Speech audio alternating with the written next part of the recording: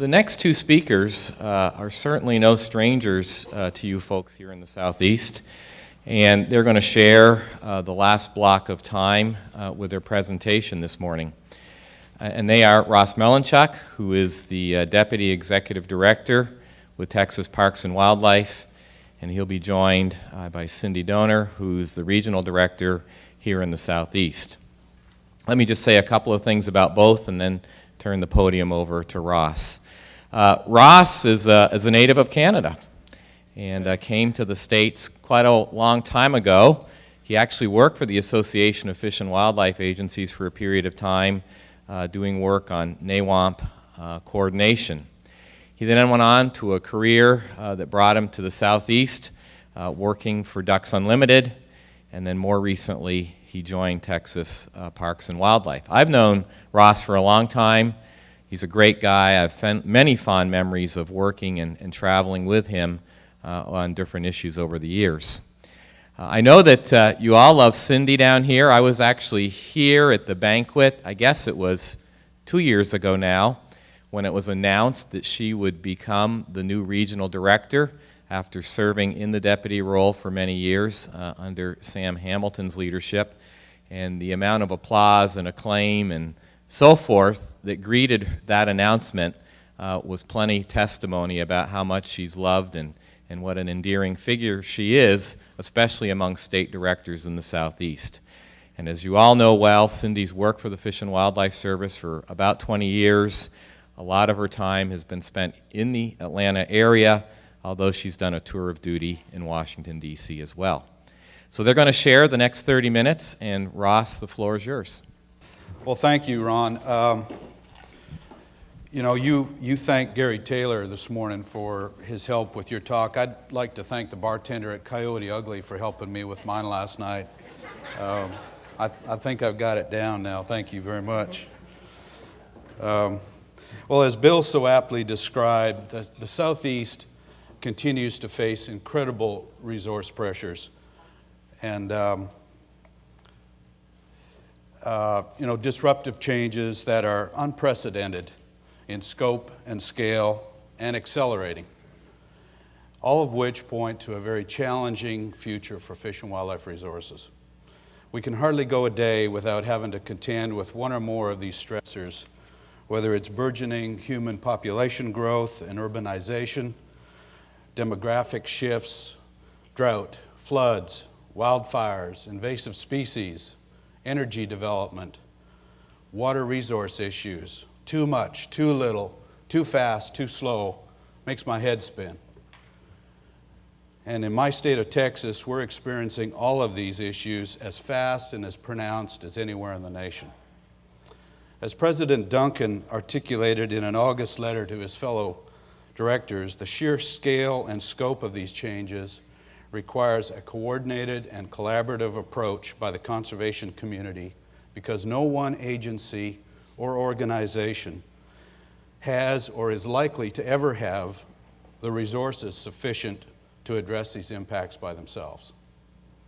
The SEAFWA directors recognize that as public agencies charged with managing most of the species and habitats being impacted by this vast array of stressors, we really need to take charge of our own destiny. As a result, this past spring, SEAFWA directors embraced the concept of a regional approach to conservation called the Southeast Conservation Adaptation Strategy, or SEACAS. But in doing so, asked a couple of their colleagues to flesh out the details of just how we might go about planning and delivering such a strategy.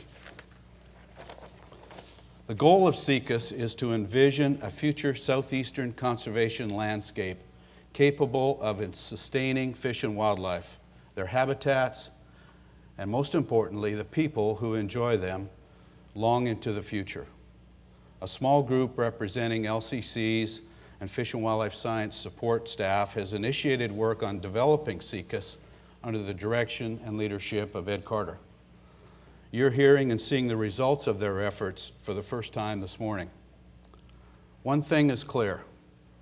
We can't achieve this goal by working on a state-by-state basis and risk duplication of effort, cost inefficiency, and dilution of impact by developing innovative approaches, continually adapting and improving, learning from each other, leveraging our resources through collaboration. This goal is achievable even in the face of reduced budgets and workforces. I suspect many of you are, as you sat here this morning, you're thinking that your agency's already doing this, even on a multi-state basis, which is precisely my point. This isn't anything new. It's simply stitching together in a collaborative, cohesive, and comprehensive manner what each of our agencies, government and NGO alike, already have underway. As they've done many times before, SEAFWA can be the catalyst, the glue to bring all of this together. The result can be a landscape-wide, multi-agency, adaptive approach to resource conservation that builds on the strengths of each of the partners for a common goal of sustainable fish and wildlife. I'd like to highlight a couple of examples of collaborative landscape-level partnerships currently underway in the Southeast that exemplify exactly what we're talking about. And there really are many to choose from. These are just a couple. One initiative that Texas Parks and Wildlife is intimately involved in is the Western Governors Association Southern Great Plains Lesser Prairie Chicken Crucial Habitat Assessment Tool. Obviously, they don't have a marketer in their midst. The purpose of this project is to model crucial habitat for the lesser prairie chicken throughout its historical range and create an online tool usable by conservation managers, industry, and the public to identify priority habitats and corridors. This tool can be used in the early stages of project development or for conservation planning purposes. The crucial habitat layers classify land by its relative value to lesser prairie chickens. This tool was initially developed for use on wind energy and transmission corridors, but it can be used on any kind of project, as it turns out.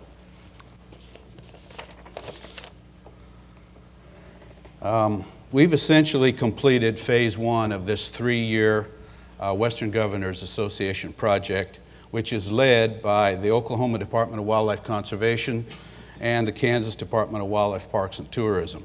But as you can see, this project represents a consortium of state and federal agencies, universities, joint ventures, and the Western Governors Association.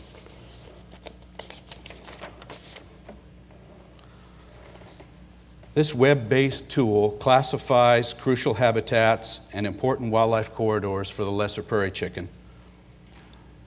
And these habitat categories are really divided into 5 categories, which I'm not going to go into the details of which here this morning, but we can certainly talk about that if we've got time.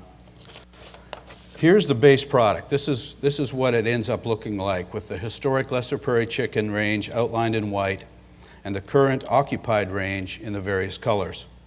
The user can literally draw on this tool, on this map, their own project boundaries, and then through a series of clicks drill down and determine what crucial resources lie within that boundary, whether it's a corridor, a project, drill site, wind farm, you name it.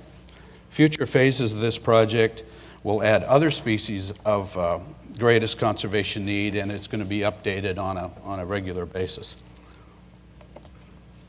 Another example of a landscape-level collaboration lies right here at our doorstep in the form of the Southeast Aquatic Resources Partnership, or SARP. SARP provides an example of how partners are working to plan for and mitigate the effects of landscape changes in the Southeast on our fish and wildlife resources.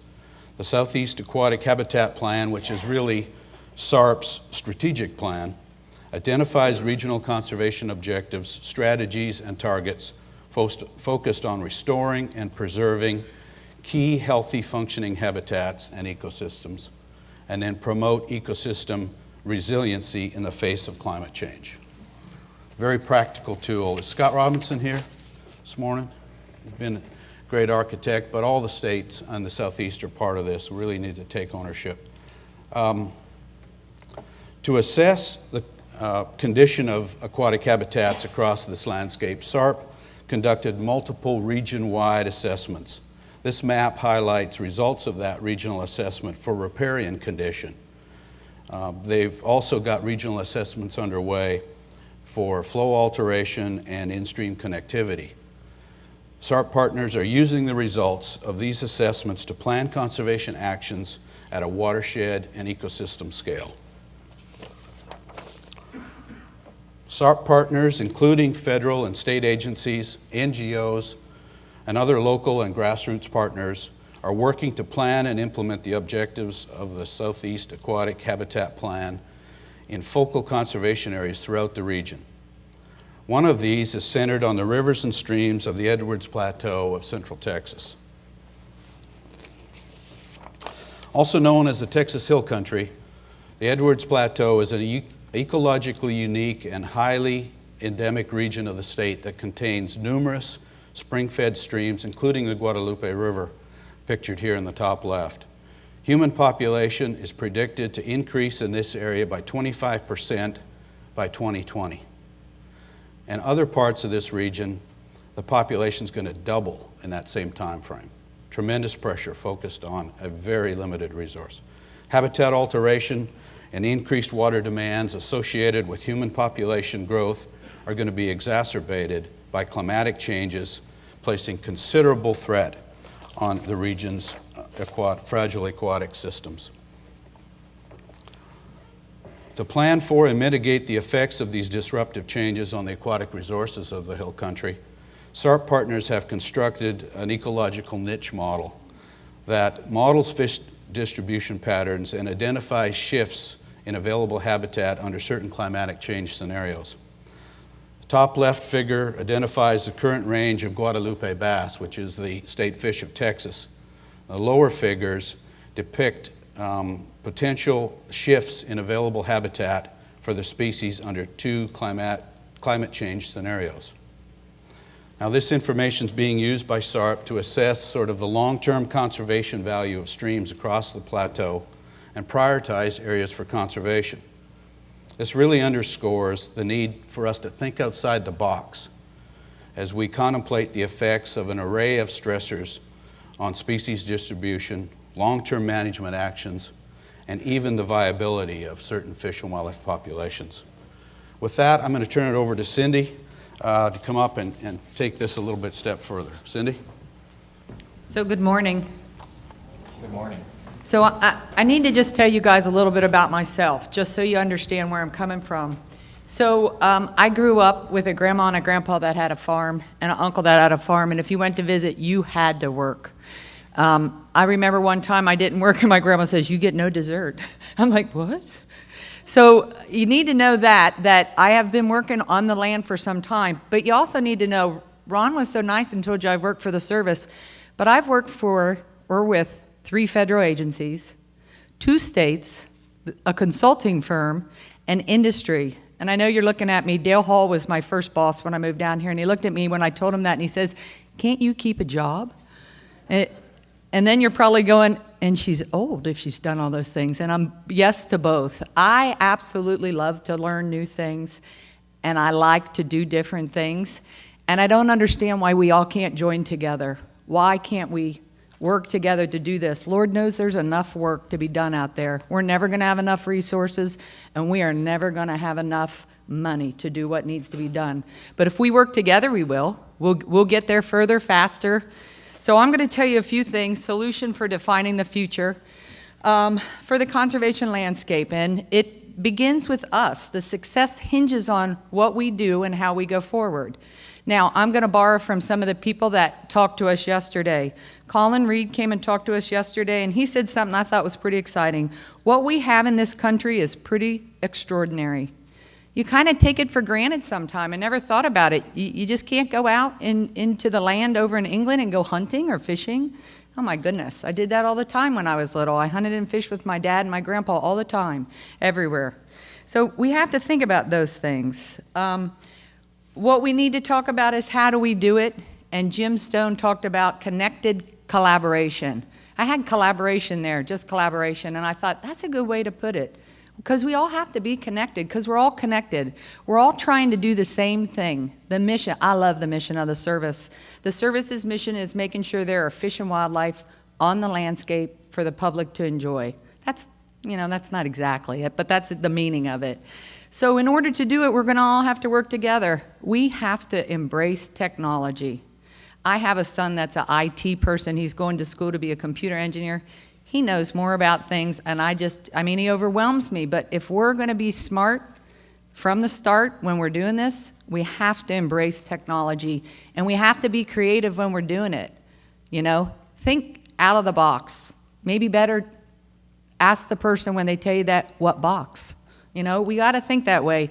And then we got to take the capacity that we all have, and we got to share it and figure out how we do that. Oh, wait a minute. So one other thing that Bob Duncan said, okay, is that I get by with a little help from my friends. I mean, that's what we're all here for. That's what we're working on. And that we need to collectively ensure that there's a place on the landscape for fish and wildlife service, for fish and wildlife, you know, sustainable populations that future generations can hunt and that they can fish or they can watch them or they take pictures of them, whatever they want to do. I mean, we're here because we're passionate about fish and wildlife. And if we don't do it, why are we working so hard? If we're not smart to make sure the landscapes, future landscapes that Bill showed you that are going to be impacted, can't sustain populations, why are we working so hard? So I'm going to show you a few things and I'm going to tell you a few things. Some of these you've lived through. So here we are, threats. We have droughts, we have hurricanes, we have floods, we have tornadoes, we have oil spills. The Southeast has just about everything and anything you can think of. You know it, you work through it, you live through it. So these are just some of the things. Lands get breached. That's our refuge, I think, up there in the, what is that, the upper right-hand corner. Some of the areas that got flooded, fires like Texas, I think, still burning. Okefenokee Swamp still burning. That's been burning since May. I mean, we have impacts. So what do we do? You know, you've seen all this, like I said. So fish and wildlife, they transcend boundaries. They don't understand that there's state lines or regions within the U.S. Fish and Wildlife Service or, you know, some rivers are in one state and in the other. Right here we have the American black bear and the warbler. They don't understand that. So as we're going forward, we need to figure out how we work together. And I guess as I look at this group, I was lucky enough to move here in '98, and I love this region. For the Fish and Wildlife Service, we go from the Appalachian Mountains all the way down to the Caribbean.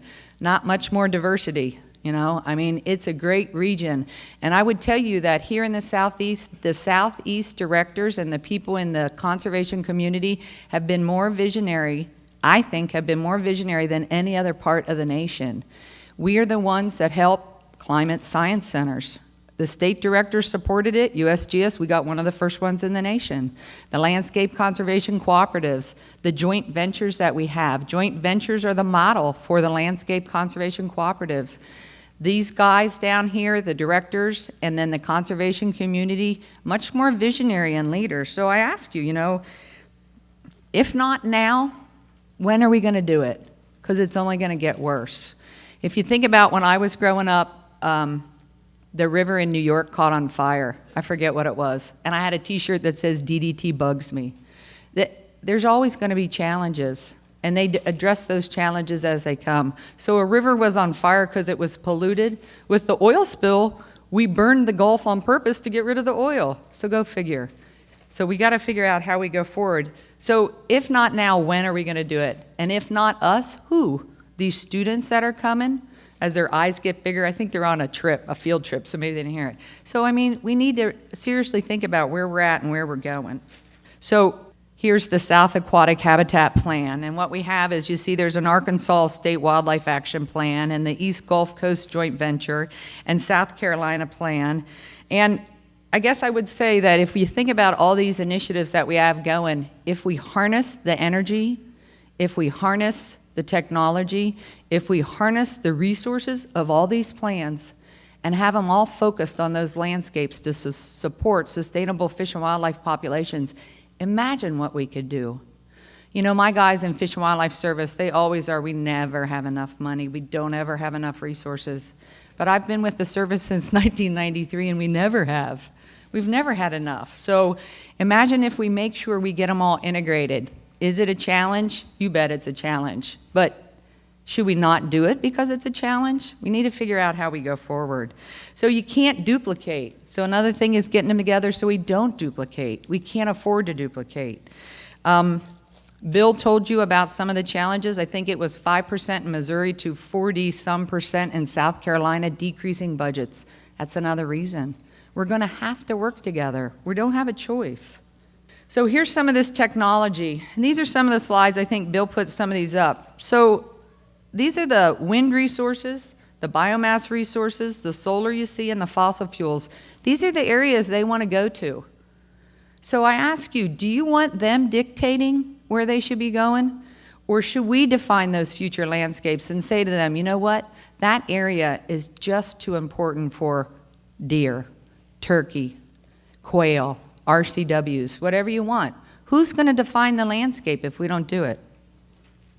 So another example is just the Mississippi Alluvial Valley, and the Corps' gone through and they've defined, they did levee construction, channel realignment, the different bank stabilization, and they went through and they created a system that was controlled. All right, and we went forward and corrected some of that stuff, but guess what? It still floods. But for some of the stuff that they did, the flooding would have been worse this year had they not been able to do and take some of the measures that they took.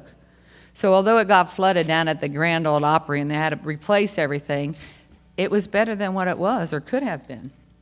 Technology and creativity. I don't know that I need to say much more than that. There's digital things, there's the Climate Wizard, there's NatureServe. We heard about the models that we just heard about with the climate science centers. You're going to hear more information. I'm sure a lot of the sessions have them. I looked at some of the posters, they had it.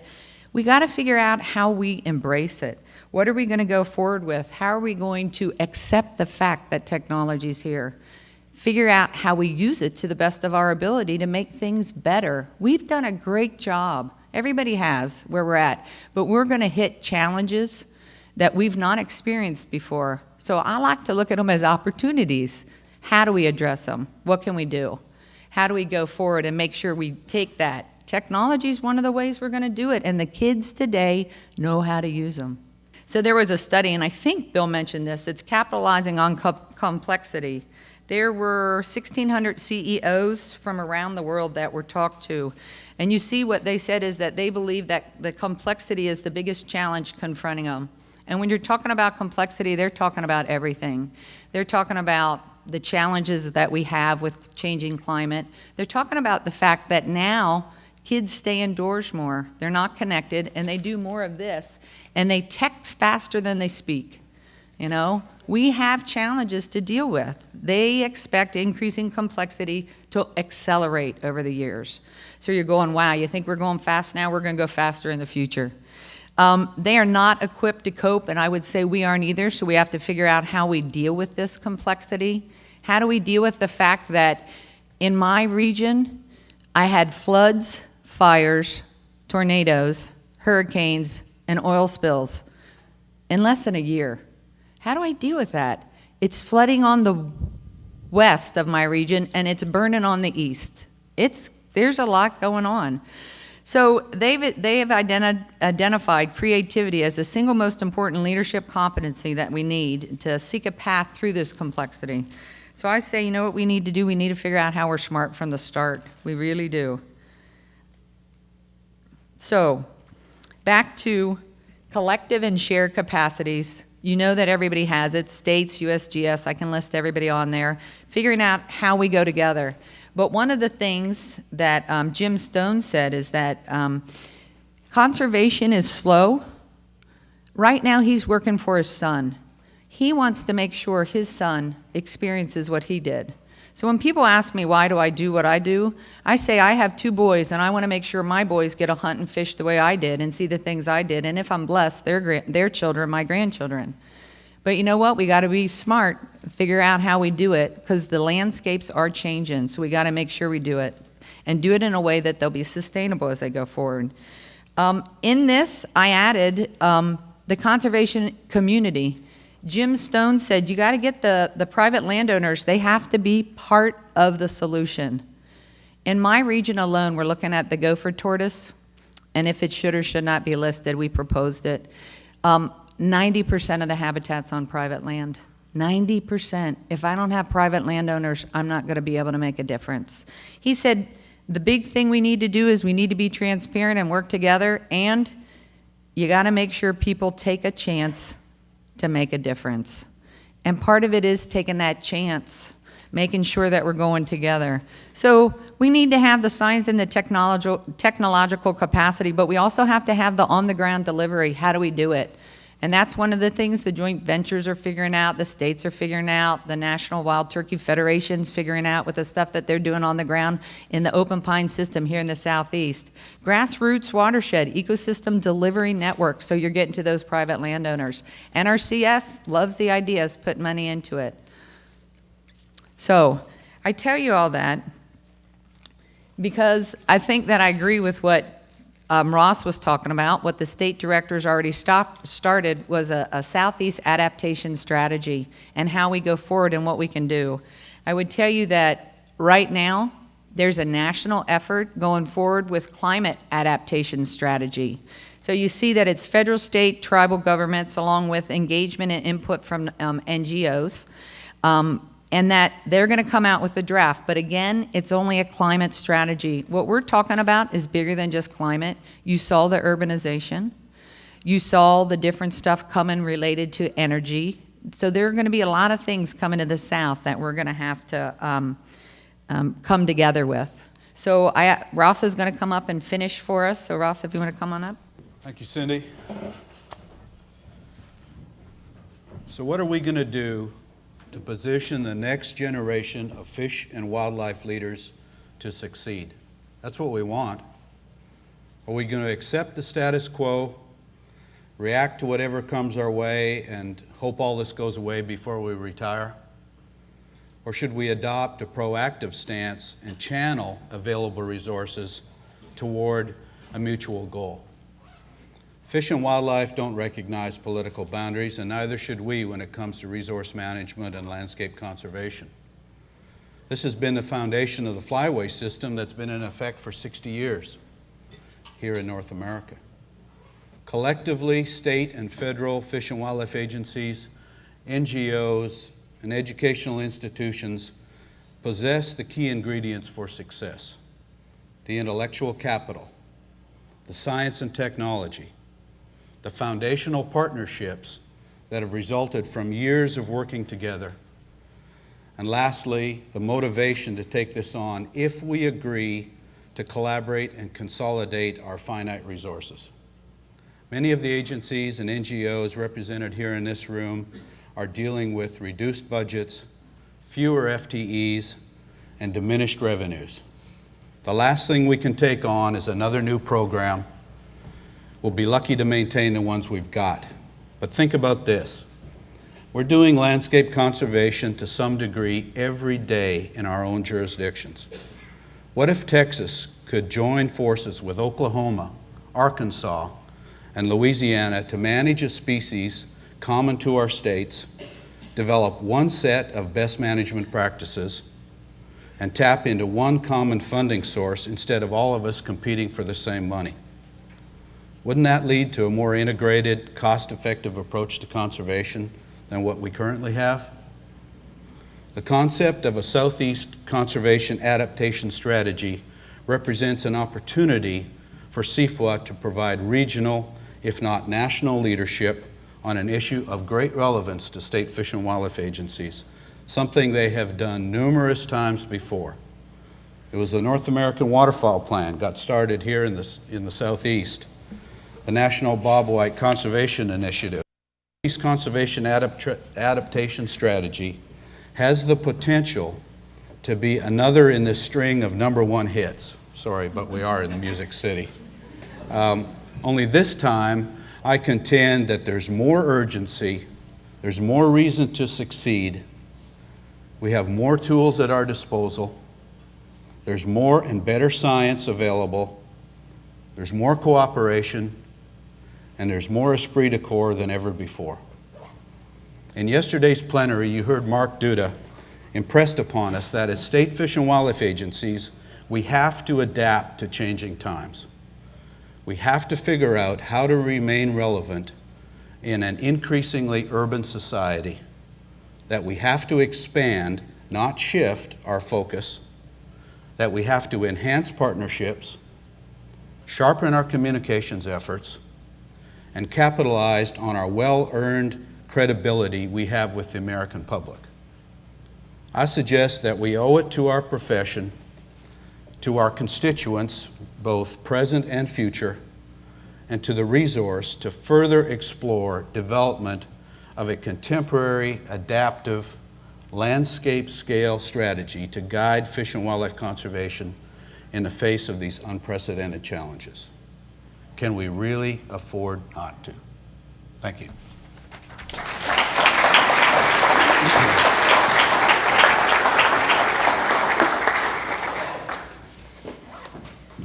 Okay, well, thank you very much, everybody, for hanging in there for the session this morning.